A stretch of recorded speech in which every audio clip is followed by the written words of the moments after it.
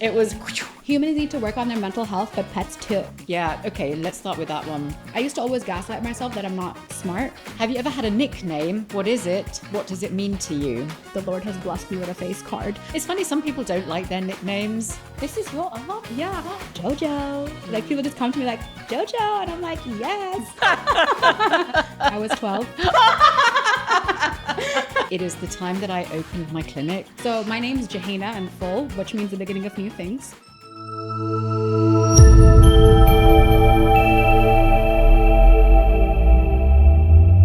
Assalamu alaikum and welcome to Press Pause with Johanna. On today's episode, I have Dr. Katrin. If you tuned into the episode earlier this month, we spoke about pet psychology. Humans need to work on their mental health, but pets too.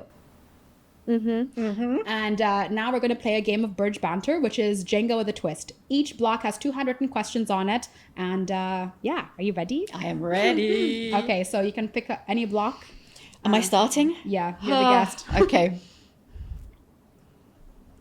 Wait, I'm going to start with the easy one. Oh, okay. Well, you're supposed to go with anything past the first completed story. Oh. So you can tap around and see what might feel loose. Oh, here we go. I've got one. Okay, awesome. Yeah, usually the center ones are easy, but they make the tower topple, which is totally fine. I mean, they're both pretty good questions. We can answer both of them if you want. Okay. So, first question is, share a time you fought for yourself. Am I answering? Yeah. So I think actually we just spoke about this before we started recording, but I would have to say it is the time that I opened my clinic. There were literally so many roadblocks put in my way, but like deliberately put in my way by others. And that was quite a scary time because I had kind of already pretty much committed. I paid the rent for the clinic villa. I had quit my job. I'd gone all in, and there were a number of people that didn't want me to do this, and they were putting roadblocks in my way, and I really had to dig deep and fight. And I can actually remember one story about this. So a friend at the time had a really good friend who was a lawyer, or who still is a lawyer, who helped me out with some of these challenges. And I still remember we went to his office. So the friend and I went to the lawyer's office, and there was an elevator to take up to his office. And I got into the bottom of the elevator and I literally started bawling, just crying because of just the stress of it all. We got up to the office. I was still crying. We went back down again to the ground floor. I was still crying. Right, you okay now? Yeah, fine. Back up to the office. I started crying again. We drove back down to the bottom floor. And we did this probably 3 times before I was able to actually get out and speak. And I just remember that as being quite an intense time. And I wonder sometimes whether, some of the armor that we build up around ourselves throughout life for whatever different reasons, I think that was probably one of the first moments that some of that armor went on. Yeah, no, that's intense. Yeah. It's good that you had a safe space to be able to have your cry. Up and down moment. Yeah, exactly. Yeah. Oh, wow. For me, I feel like when I became an air traffic control trainee, I didn't really know what I got into when I got recruited into the program. I understood I have to work with airplanes, and that was probably it. There's hardly any information about what air traffic control is online, and this was 11 years ago. So once I had passed all the examinations, I got an email, okay, you've gotten in, you have to come and start working.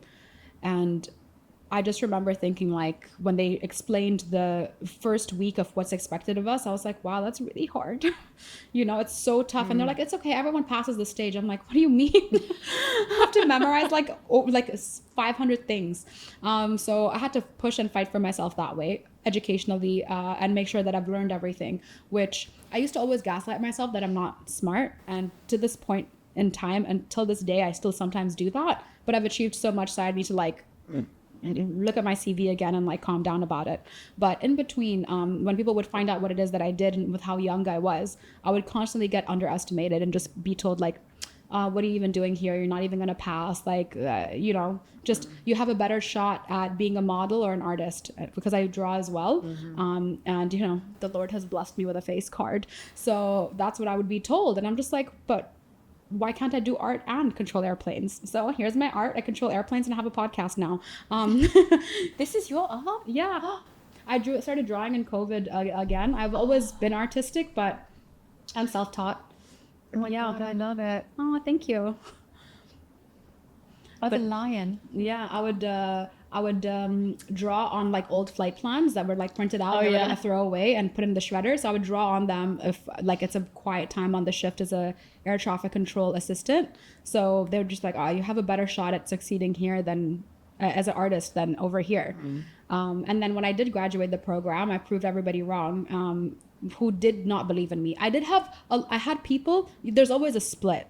You know, I had a lot of people who supported me and helped me go through it. But you know what you said earlier is such an interesting thing about how we gaslight ourselves about not being something or something, and then having to go back to the evidence to actually be like, no, hang on a second, I did this and this and this. Actually, yeah, I do the same thing. Yeah.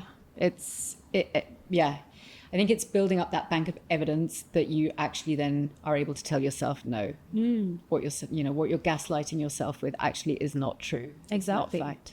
Oh, that's so true. Yeah. What's the next question on your block? The next question on the block that I have is, have you ever had a nickname? What is it? What does it mean to you? This is a bit of an emotional one for me. Okay. Oh, do you want to answer first? Yeah, sure. So my name's Johanna in full, which means the beginning of new things. Oh. Or like dawn, you know. So I've gotten so many nicknames because when people see my name written down, they feel it's so complicated. But it's just like Johanna, but like spicier. Yeah. So I've gotten Joe, I've gotten Jojo. Juhi is what my grandma used to call me, my maternal grandmother. It's because my name was too long to write in her diary, so she would just cut it down to Juhi. And then my younger sisters would call me beloved, which I have no idea where that came from, but she'd go, yeah, beloved. Aww. And I was like, you know, I'm like, oh, it's so cute. What happened? That is cute. Yeah. So I've had so many different nicknames. I think now the most prominent one that I keep getting called is Jojo, but for the longest time at work, people would just call me Joe because my instructors would just like fumble with my name and I'm just like, it's okay, you can just call me Joe, and then that's kind of like how it's always just stuck.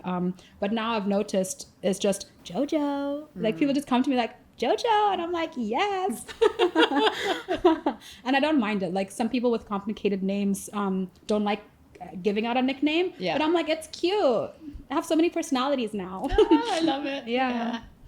It's funny, some people don't like their nicknames, but you obviously are very happy with all of your different nicknames. Oh yeah, I embrace it. Like, you know, even in school. So I had an English teacher and I was in her homeroom for 3 years in high school. And she called me Joanna the whole time. And I was just like, and she used to tell me I have to work on my pronunciation. I was like, all right. Okay. So, you know, so I just kind of like went with it. And like, I do stand-up comedy now is like to laugh at my life. And one of my jokes, you have to joke about yourself before you start joking about other things. So people, you know, it's a psychology thing. So one of my jokes is, Johanna 𝐿-𝐫𝐻𝐵, she is very hairy. And I'm like, that's what the kids in school used to say. And then I would make a Chewbacca joke after that. Like, so... Yeah, it's all about like embracing it, you know. And I really was very hairy, and then the next like, no, truly, like so hairy. And then I'll tell you my next joke because I think you'll enjoy it. And I'm like, I went in for a laser hair removal consultation and they recommended the full men's package. I was 12.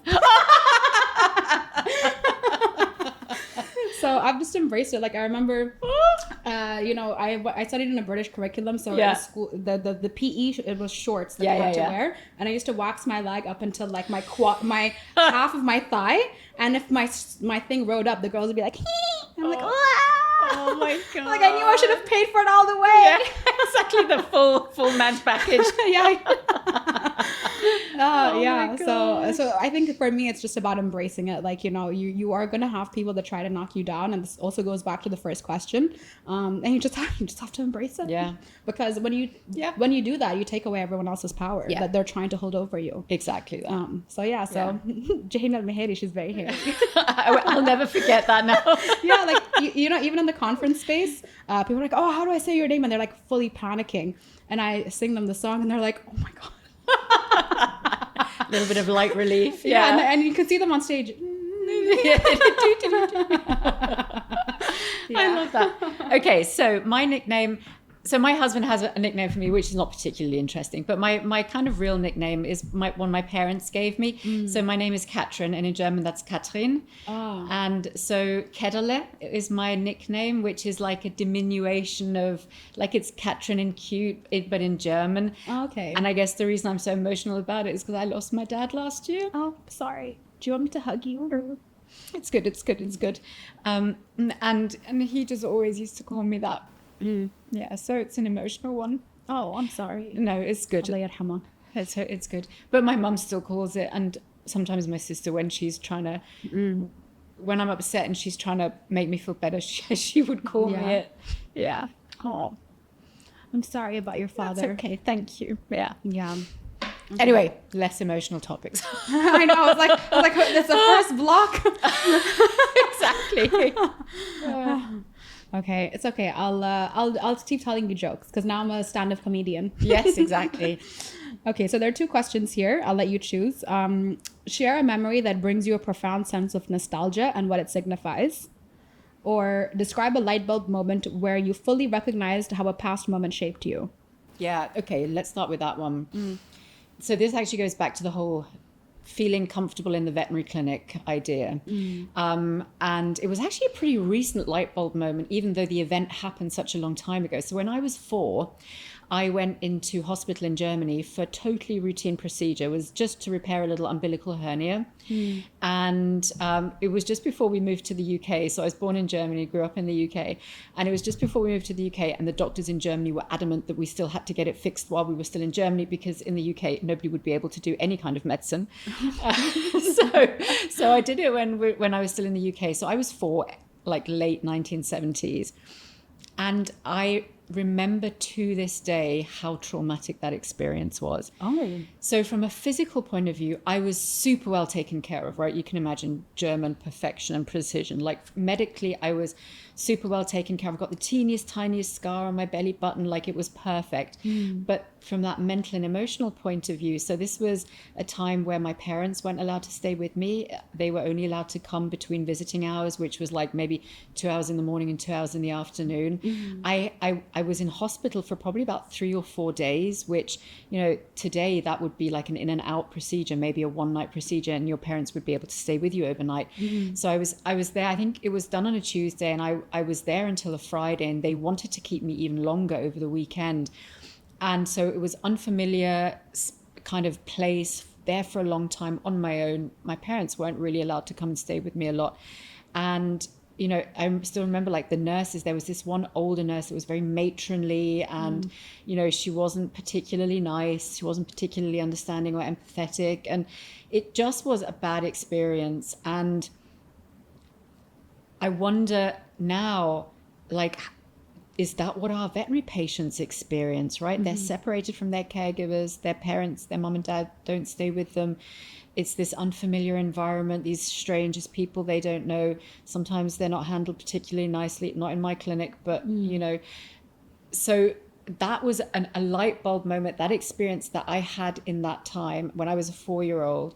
I wonder how much that has shaped what I want to do with my veterinary patients. That was going to be my next question. Like when you were speaking about that, I'm like, I love how you chose animals over humans. You're just like, let's make sure the pets are okay. Yeah, exactly. Oh, I love that. Yeah, that's huge. Yeah. Oh, wow. And the fact that you remember something that young. Exactly. That's massive. Yeah.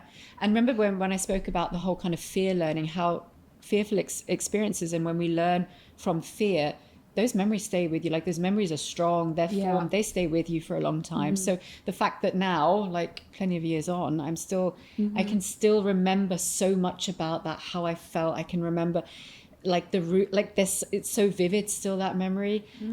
So yeah, that's really quite an aha light bulb moment. But the funny story is, so on the Friday, the doctor was like, no, she has to stay in over the weekend. I'm still not like 100% convinced. And I just said to my parents, I think I must have like told them how unhappy I was, and my parents just discharged me before the weekend, and like, no, she's coming home with us over the weekend. Good. Yeah. Oh, wow. That's intense. Yeah. For me, a light bulb moment, Well, I think this is a light bulb moment I had recently with a student at work. So every time a trainee graduates, even if they weren't working directly with me, I go to them and I work with them in a live environment. It's not the simulator where it's Disneyland. So I went to him and I was like, so what's your plan next? He's like, what do you mean? I just validated, like, I was like, no, what's your plan? What is your plan? Because as controllers, especially like if you're trained in your country and everything, you're making really good money very early on, especially in the UAE. So early 20s, you're making something that CEOs would make much later in life. So I said to him, I said, what's your plan? And he's like, oh, I'm not sure. I'm like, what about your education? You know, you're really smart. And like whenever I'd have a conversation with him, I'm like, well, mashallah, his brain, you know, he doesn't even need omega-3s, you know? And I was like, okay, so tell me what you were doing before you started with this company. And he's like, oh, I was studying and I was working on my I was working on my bachelor's degree. I was like, oh, what was it in? And he's like, oh, it was in space. I'm like, space, like outer space? And he's like, yeah. I'm like, why did you quit and come here?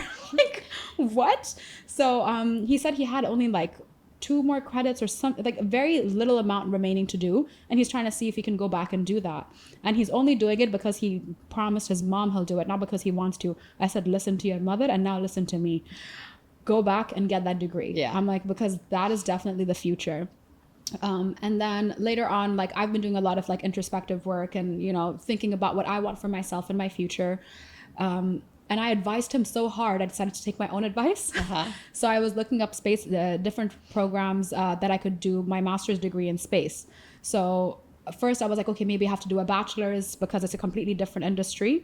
And then I found a degree for space operations with Embry-Riddle, and it's all online. And Embry-Riddle is known to be like the Harvard of the skies. So I'm just like, yes. So I applied online. The application process, it stressed me out, I'm not going to lie. And then I gaslit myself. I'm not like, oh, what if I don't get in? If I don't get in, it's because, you know, I'm not good enough. And like, it was such an awful spiral. And then I received the email that I got in. I was like, I knew it. And then even when I got in, I was like, oh, this is great. So, you know, a past moment that I'm choosing to shape my future. I think that's kind of where I'm going to go, because I was literally just sat down and my brain works really weird. Like if I'm doing something completely different and someone's mentioned something to me, I'll get that idea later. So I always say, I'm like, leave it with me to marinate.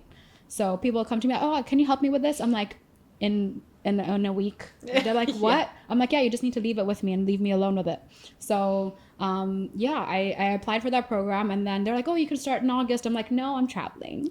I'm like, I deserve a summer free. So I've decided to do that in January. Oh, cool. And the program actually starts on my birthday. Oh, wow. So meant to be. Yeah. See, serendipity. Yeah, exactly. Congrats. So I'm excited for that. That's cool. Yeah, exactly. So, and it doesn't have a thesis at the end. Alhamdulillah. Yeah, that's so definitely a bonus. Yeah, when I spoke to the advisor, I was like, oh, so tell me the structure of everything, explain everything. And, you know, like I interviewed you in the last hour, so you know how detailed I am. And so I really went into it. And it's like, oh yeah, there's no thesis. I'm like, take my money now. Take it now. So I was really happy with that. So I'm looking forward to that. And because I know I have to do something so serious later on, I'm like really enjoying myself. So we're traveling. Yay. We've got so much planned. So I'm excited. Nice. So the next question that you wanted to answer, share a memory that brings you a profound sense of nostalgia and what it signifies. So I think one of them would be, it was probably now, quite a few years ago. We're talking probably about 8, maybe 10 years ago, where we triaged. So we got a call. It was a weekend at the clinic. I was working. We got a call to say that somebody had just rescued, I think something like 38 cats from a hoarding situation. Oh, wow. And could they bring them? The cats were all in various states of health and needed to be vet checked, and we needed to decide like who was rehomable, like what was going to be the path for these cats. We had a busy day at the clinic, and I remember looking at Nora, who's kind of my right-hand woman at the clinic. She started off as a nurse, then worked her way up to head nurse. Now she kind of manages the clinical side of things. And I was like, what do you think? Can we do this? And she was just like, hell yes, we can do this. And so we were like, okay, bring them in. And there was one other nurse working with us. We managed to kind of shift things around. And so the rescue group turned up with these 38 cats. We literally had like carrier upon carrier, like lined up in the waiting area, and we managed to triage all of these 38 cats. It took us probably until like 10 p.m. So the clinic closes at 5 on a weekend, and we just stayed and we looked at all of these cats. And triaging basically just means deciding who needs immediate medical care, who's fine. We were trying to scan microchips, give them an ID, all that kind of thing, like who can go and be rehomed straight away, all that sort of thing. And the reason that this memory is so nostalgic and profound is for a couple of reasons. Number one, the fact that we just did what was necessary, and the two nurses that were with me that day were just like, I don't care. Like, we had plans to go out, cancel everything. We're staying here. We're taking care of these cats. And the second thing that was such a profound memory were the cats themselves. They were, considering the state of health they were in and where they must have come from, they were all so sweet, so lovely, so letting us treat them, look at them. I remember there were a couple that just kind of bumped into us, rubbed into us, and I just thought to myself, my goodness, these poor guys, they've been like through whatever they've been through. They've come from such a bad experience, and yet they still choose to bump their heads against us and be nice with us, and you know, take the care that we were giving them, and just be sort of receptive of that. And we talk about it a lot still, Nora and I, even though it was like 8 years ago, but that day just was something really special, you know, that for so many different reasons. And that's a very nostalgic memory, and I think it embodies a lot of what we do at GVC, that just kind of like, it's about them. Yeah, it really is. Wow, that I can't begin to imagine 38 carrier boxes. Right, it's like, a lot. The mental picture in my mind, I was like, whoa, that's intense. Yeah. Wow. Mine is not as deep. That's okay. So when I graduated as an air traffic control trainee, and the aviation lingo is validate, I remember feeling so tired. I was so tired. I finished the night shift. It was like April the 13th. The night started. April the 14th, I had validated. So that's like the date. And I remember thinking, wow, I would really love some ice cream right now. So that's what I did. And, you know, on the drive back home, there was like a McDonald's on the way. And I love the one dirham ice cream from McDonald's. It's like, not that I'm boycotting it, it's really like upsetting. I can't have it anymore, but I will not. But back then, 10-ish years ago, when I was driving past, I got the ice cream, and then I was like, let me treat myself to some fries. And then they were like, no, it's breakfast time. So I got an egg McMuffin, which was whatever. And I came back, and I had a cat, that I was kind of feeding around the area. And I called her PETA, which stands for pain in the beep. And because she was the most intelligent cat I've ever known, and I've known many cats. So she would know how to open my door, because the handles to my apartment, she would come in through the emergency exit and she'd try to open the door. So like, I was living alone at like 1920. So all I hear is someone trying to open my door. I'm like, I'm going to die. No, it's this cat. So she would also know, depending on my shift, she'd wait for me in my parking lot in the building, and then she'd walk me into the house, and like we would just hang out. So I remember I took my McDonald's, and I got back to the house, and I was like, I deserve to like sit on a swing, because I felt like I need to be like a child for a moment, because I've achieved so much. So I sat on the swing set. It was super empty. I think it was like 6:30, 7 o'clock in the morning by the time I got back, and I just sat on the swing set, and I'm hanging out with this cat, and I just remember like kicking the dust with my feet, and I'm just like, this is nice. And then I slept properly for the first time in a long time, because I finally finished such a big thing. And then, yeah, it was just, so my nostalgic memory comes from fast food and my cat called PETA. Cats are so cool though. Yeah. My mom has a cat now, called Miss Mittens, because it looks like she's got little mittens on. Sure. And she's grumpy cat. I don't know what breed that is, but it's grumpy cat face. You know, so yeah. Right. Let's see if I can. Oh no. Oh, nice. Double. Awesome. Okay, I'll take that one. Crikey.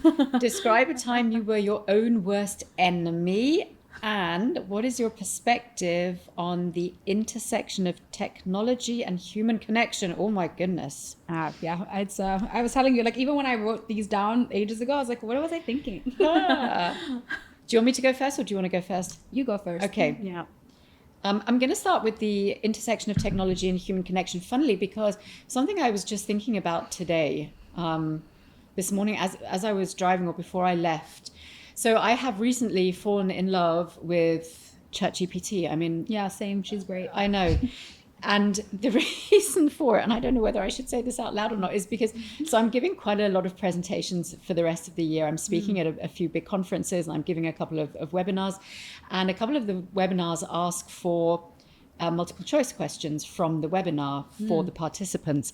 And that was one of the things I always used to hate doing, like writing the MCQs. Oh my God, it used to take me such a long time. Anyway, so I've asked ChatGPT to do that for me now.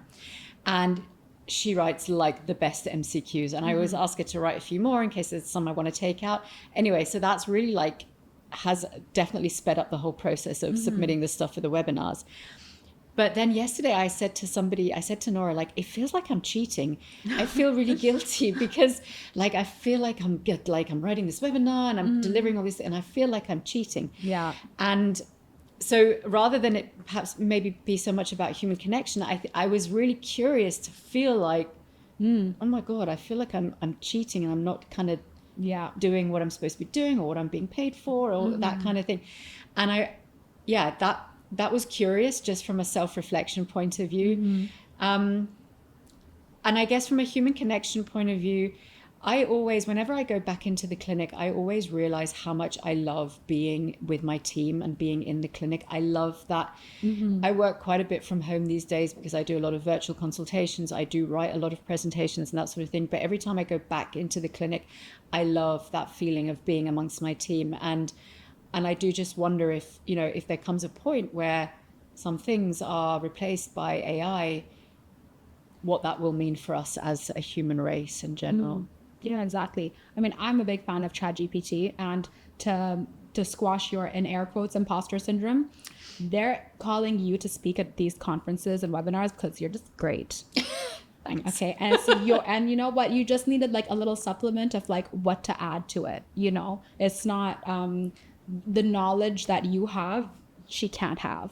You know, so it's just a little help because they want you to make it more engaging. So if you're going to add that, so be it. And, you know, you can even ask ChatGPT to add like pictures exactly the way that you want them. So like my recent TEDx presentation, I literally typed in orchestra conductor in hijab guiding airplanes. And then when I had asked to do that without the hijab, it posted airplanes flying all in one direction. When the hijab was there, ChatGPT posted airplanes flying towards each other. I'm like, that is so disrespectful, internet. So I was like, make it and then I had to add more prompts. And then I ran out of my prompts, so then I paid like $20 to like make sure I got the right picture. And I was like, wow, rude. Yeah. So, you know, I think it's a great tool to enhance you as a speaker, as anything that you're adding to. But if you're heavily relying on it, which you're not, it's just a baby supplement. Yeah. You know? Yeah. So yeah. But I think it's really beneficial. Like, for example, the podcast, right? That's the biggest one that I feel there is that massive intersection for me. You know, for example, like with you, I didn't even know who you were. I knew of your clinic because of a friend who has another pet who brings it to your clinic, but I didn't know who you are.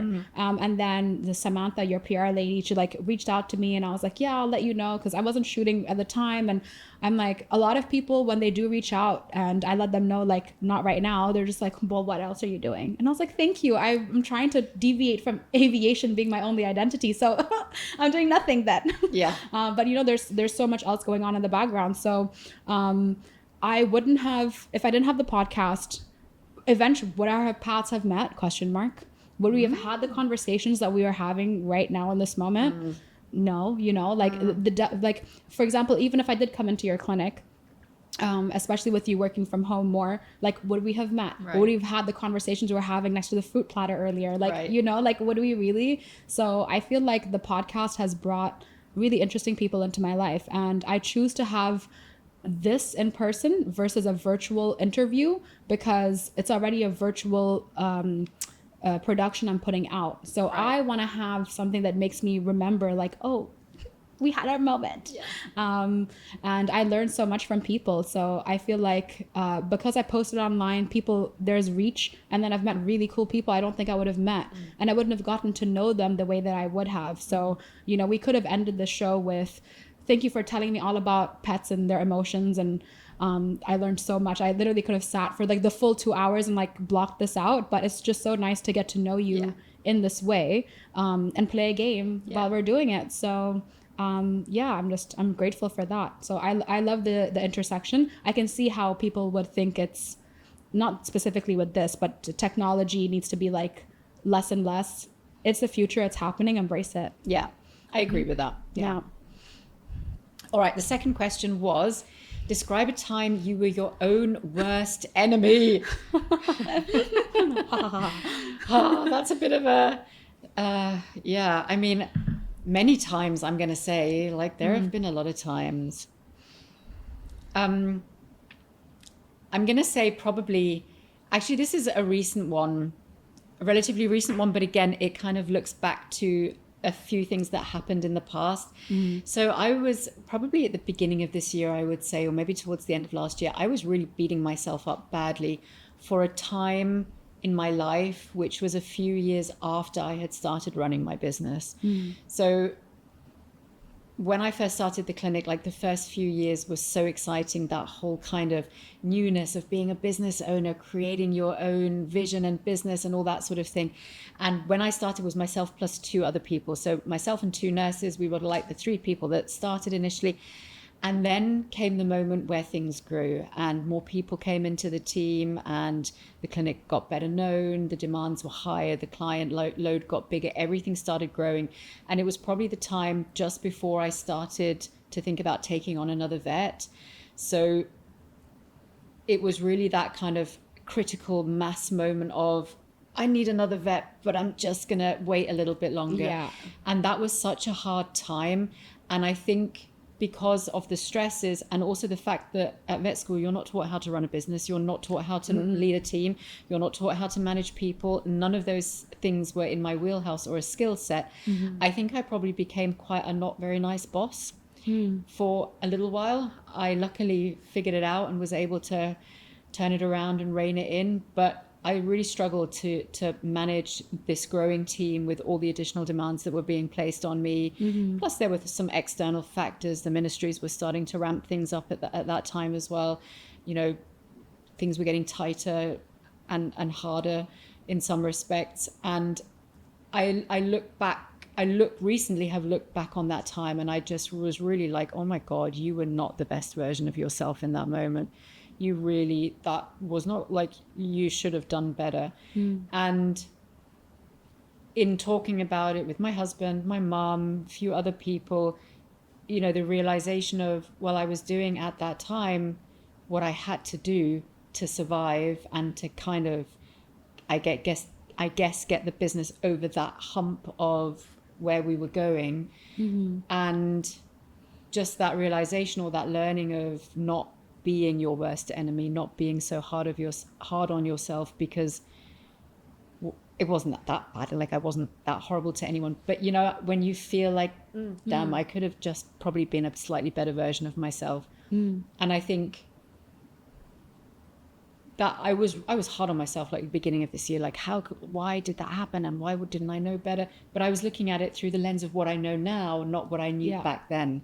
And so I think that was a bit of a worst enemy moment. And I had to be like, no, come on, stop. Don't be so hard on yourself. And realize it for what it actually was, a time of growth. You didn't have all the tools you needed at the time. You're looking at that time from the lens of now and all of those things. And the fact that you have a different lens now and that self-awareness and that introspection just shows how far you've come. Because most people who own businesses, are in leadership, don't have that awareness. So yeah, good job. Thanks. Good job. You know, because that's something that I do notice, you know, especially when people reach a certain caliber, or, you know, it's like you have 25 years of experience. Most people who I've seen in such levels, there can be a lot of complacency of just like, you know? And I feel like the fact that you have that awareness is the reason why you're going to just continue to push and do better. For me, when I'm always my worst enemy. You know, I am a very bubbly person, but the intrusive thoughts I have and the internal dialogue I have is not very nice. That's why, like, even this art piece is that, like, I just have so much going on in there that feels like I'm on a different planet. I love that. Now that you've explained that, yeah, like there's even a little dinosaur hanging out in the corner there. But yeah, it's just something that was so intense for me to go through, and I'm always like this. Like, I have to have a better narrative with myself. So one of the things I'm working with my life coach is, she's like, keep a picture of you when you were like younger, and would you talk to her that way? No. Would you talk to your best friend that way? No. Would you even talk to somebody you don't like that way? I would not. I wouldn't go out of my way to speak so negatively about somebody outside of my brain. You know, my face will do all the talking, but yeah, so I feel like I truly am my harshest critic, you know, when it comes to my body weight as well. Like, I've had such fluctuations, you know, with the way that I look, the way that I sound. As a kid, I got bullied because of being mixed, and, you know, I'm not like, even with my skin tone, I hated being a person of color for the longest time when I was a child. I was like, oh, I got bullied for it so much. It's like, oh, you're too dark. Or like, even as an adult, I struggled to be out in the sun too long, because I'm like, oh no, I'm gonna get darker. And I've changed that narrative. Something as small as that, you know. So I've just chosen to be kinder to myself. And you know, I've learned to embrace so much. So I've realized that I can wear literally any color and it's going to look great on me. Like, that's one tiny little thing that I'm just so proud of. Because people just be like, the comments I got on my Instagram are, this color, when I'm wearing a different colored abaya or outfit. And yeah, I used to play around with my hair a lot as well before. And I've chosen to be kinder to myself for what I look like externally, what I feel like internally. You know, some days I'm not feeling the best, even though I'm really bubbly. I think the bubbliest people sometimes can be the saddest, you know. So be kind to your friend that seems fine. Yeah. Okay, is that those are the two? One more. Oh yeah, I've got. Oh yeah, my double dip. What is something you have outgrown, and how did you recognize it? And what is the best advice you've ever received? Oh, crikey. I'm going to go with, what is the best advice you've ever received? Okay. So very early on in my business, there were thoughts about perhaps taking on a partner or maybe entering a partnership. And the advice I received, which was from a very, very good friend of mine at the time, was to try not to do that if I can in any way avoid it. And I think at the time I was like, what? I think everything's going to be so much better if I had a partner on board. It'd be like the shared workload. It would be, you know, somebody else taking on some equal responsibility, somebody else with some skin in the game, all that kind of stuff. And then actually over the years, and then the thought went away. And then the thought came back up again, where I was thinking of, again, entering into a partnership with potentially 2 other people. One person pulled out by themselves, and there was one person and myself left. And it kind of got quite close to the point where they were thinking of coming and investing into the business and becoming a partner. And I pulled the plug at the last moment because there was something, I just woke up one morning, I was like, I'm not doing this. I can't do this. Yeah, and you should listen to that. I know. And I kind of dug into it a little bit, like, okay, like what happened there? And I think one of the things that my business gives me that I am most grateful for is freedom and autonomy, and the freedom to decide to do things both within the business as well as outside of the business in the way that I want to. And working with my numerous coaches over the years, freedom is my number one value. And so I think relinquishing that to some degree just didn't feel right. And then I wonder whether that person that gave me that advice, whether that's what they saw as well. And every time that thought pops up in my mind again, I sometimes entertain and I think, oh, maybe now would be the right time for partnership. And then I'm just always like, actually, no, I can't imagine it. Yeah. Yeah, I mean, I'll go off a similar vibe. So with the podcast, when I was coming up with the idea of what I was going to create creatively, because I have a very technical job being an air traffic controller, and I was like, what can I do outside of that? And I wanted to build something that doesn't keep my identity solely as an aviator. And when I was thinking of what to do with the podcast, you know, I've always been invited to be guests on different shows and podcasts. So there was one person who I really got along with. I was like, you know, I'm thinking about getting into the podcasting space, and both of us were like playing with the idea of like a mini series so we can see if we have that like chemistry, because the episode was so much fun. And I'm so happy I didn't do anything with her or with anyone for that matter. Right. Because then there's so many podcasts that start off with two people who are like, oh, we're such good friends, and like, let's start a show together. And then something happens, and then one person might stay on and continue to be consistent and then grow and all of that. So I was like, you know what, it's going to be a solo show. I'm like, okay, how am I going to create it? So first, I actually started a podcast called Winging It with Johanna, and it was supposed to be like a pun of like, I'm winging it because I'm a aviator, right? And then I would just write down, like, I would write from my heart, and I would just talk about different topics. So one of them actually was about being a mixed kid and, you know, having so many racist comments towards me as a child, and how I battled with that, body dysmorphia, not body dysmorphia because that's a condition, my body image issues. And I would just talk into like I'd put my Samsung earpieces in, not sponsored, but sponsor me, thank you.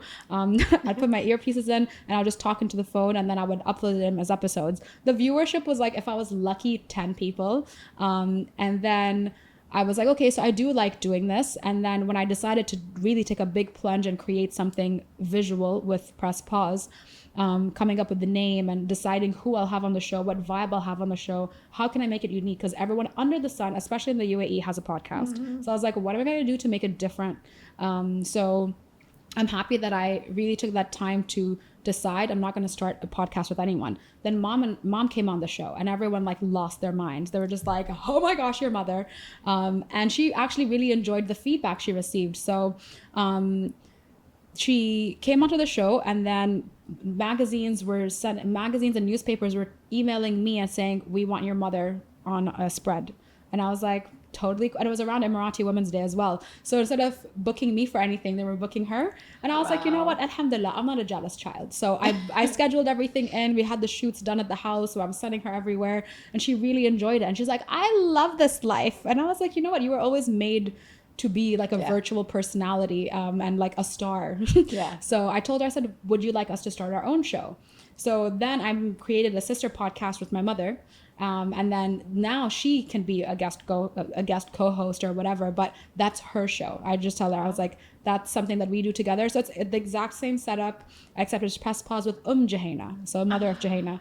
So every month we'll sit and we'll talk about different topics. So January was resolutions, February was love, March was Ramadan, and then we took a little break from shooting because she was moving upstairs into the unit I was telling you about. So, you know, I did end up with a partner, but this is one that birthed me. So is it a partner? Right. It's more like my maker. Yeah, exactly. You know, so, and we really enjoy it. Like, it's short, quick 20-minute episodes. I love that so much. And, you know, I don't know what word to use. Like, she's like, unexpectedly like unhinged. You know, it's just like, you're like, wait, what, your mom said that?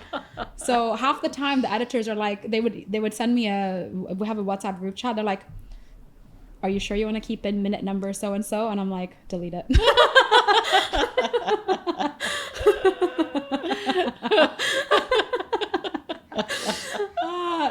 So and behind the scenes, like so even the cinematographers, when they see that we booked the shoot, like, he flew back in from India. He cut his trip early with his mom because he wanted to do it. He's like, hold up, you have 2 days of shooting back to back. He flew back. He's like, I'm coming back in time for Press Pause. I was like, nice. You know, and then mom's upstairs. So I don't know if she's cooked for you yet, but she was like, is 𝐸𝐻𝐻𝐿 coming? I'm gonna make him some pulao. I was like, okay. So and then she's like, when is he coming back? I'm like, tomorrow. So this is a conversation she had last night. She's like, oh, I'll have to see about that. So I don't know if she's been in the mood to cook or not, but that was so it was just a vibe. Like, you know, we're just having fun. But yeah, so And even with sponsorships, like it would be nice to have a sponsorship, but I'm also really picky. Like even with the guests, I'm so picky because like I'm funding everything myself and I'm treating this as an education for myself, but also to share with everyone. So choosing to be picky, I'm glad that that's something I've chosen to do. Yeah. Which being a people pleaser, it's very hard. Yeah, I bet. Very hard. Like it goes against my Goes against the grain. Yeah, exactly. So I've had to really like buckle down. So the best advice I would say I've received is working with my life coach of like, stop it. Yeah. Be pickier, be more, like, she's like, just close your eyes and tune into what you want. And I was like, everything. Yeah, that's probably wasn't the right question. So yeah. Okay. So shall we play speed Jenga? So we'll play Jenga the way it was designed. Okay. Until the tower falls, and then we'll on to the final one. Let's do it. All right. So let's put your block back up there. And all right. Okay. Her. Oh my God. Oh, that was smooth though. Oh.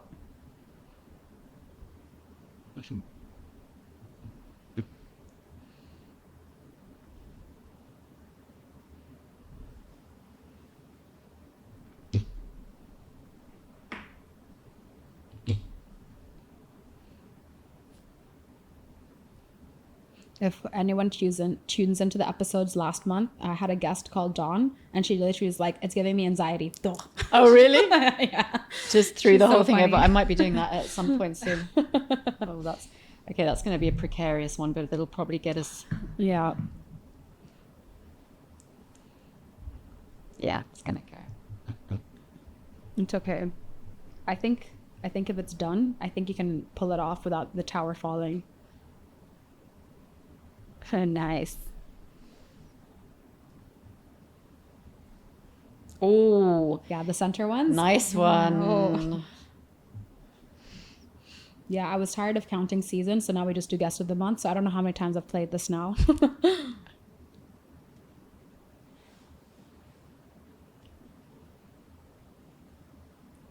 That was an easy win. Ah.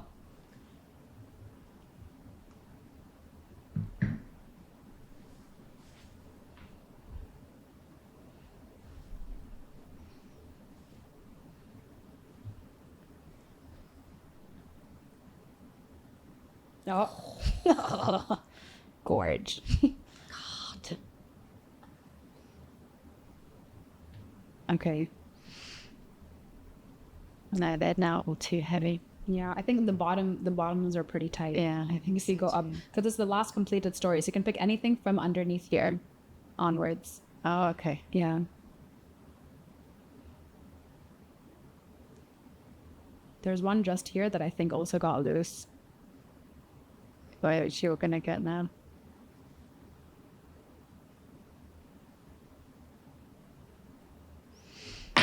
Like a cat.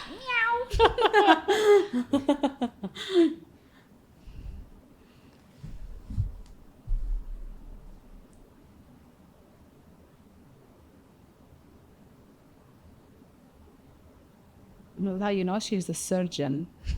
I was actually just thinking that earlier. It's like, okay, I need to put my surgical precision mind on. Yeah, exactly. I used to when wow, that's when mom used to castrate and spay all the cats and dogs. I used to like give her all the tools. And yeah, so there was sometimes I have to hold the thing, like it's the most unspoken of and underrated thing to just hold forceps. I know. Oh my gosh, the stress. I actually fainted once doing that for somebody when I was a vet student, holding forceps. Oh, did you have to hold it for a long period of time? Yeah.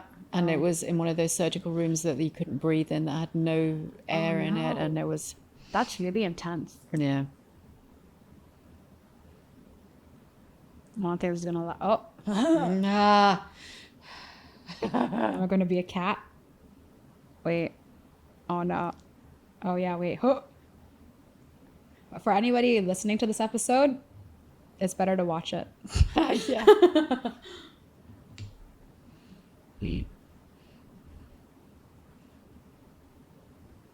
Oh my God, how exciting. My God, we're getting really high. I Yeah. did not think we were going to get this high. Oh. That's literally only my right hand is sweating. Okay. Oh. Jokes. That's wild. Huh.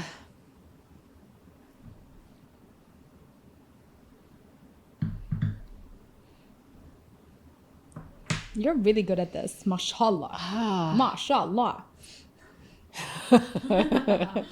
Yeah, it's I say mashallah like this because my comedy teacher and my public speaking mentor, she busted her leg when she was about to get on stage, and she looked so stunning in the outfits she chose to wear, and it was like this event for Palestine. So she's like, I'm definitely going on stage. I have to get this done. And then she hurt her foot. And then she gets on stage and she has two men carry her onto the stage because she can't use her foot. And then she sits down and does like a comedy set. And she opens with, you know what happened to my leg? One of you didn't say mashallah. So now anytime I'm like, and I can't say mashallah, I'm like, mashallah. She's like this like amazing Italian American lady. Oh wait, I don't think this is gonna last. Okay, I'm embracing the fact that it's gonna be me. It's gonna be me. Oh no, it's, hold on. Oh, okay, it's looking pretty. I think if you take that, it's going to go. I could see it. It was...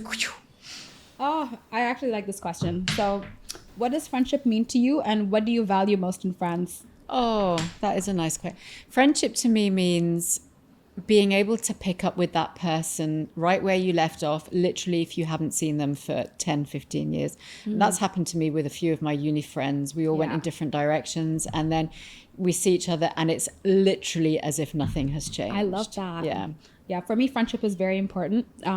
It always has been, like my whole life. I feel like literally chosen family, like I truly believe and embody that. And I love really hard. And I think, you know, a lot of people think, when people mention the word love, they think of romantic love. I think platonic best friend love is the best love there is, you know? So I value friends a lot. I got divorced in January of 2025. And I'm so grateful that I always had the principle of treating my friends really well. Yeah. Because when that marriage erupted, I was just like, oh, totally. And, you know, it's not just that I needed them, but they were really like willing to show up for me. It wasn't like, hey, I haven't spoken to you in like so long, and then you're trying to reintegrate into that friendship. Like it was already a set solid foundation, which I'm so grateful for.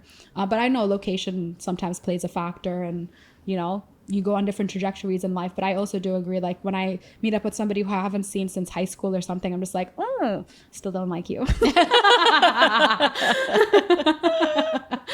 So yeah, but I think it's really important, and I love friends. I love my friends. So yeah, but thank you so much for taking the time and sharing everything. My pleasure. Your knowledge, your expertise, but also like choosing to be vulnerable with me today. Oh, my pleasure. So yeah, thank you. And for everybody tuning in, thank you so much for doing so. Press Pause family, please remember to like, comment, share, and subscribe. Just do all of those things and let us know what else you would like to see on the show, because I'm open to being more creative. Thank you.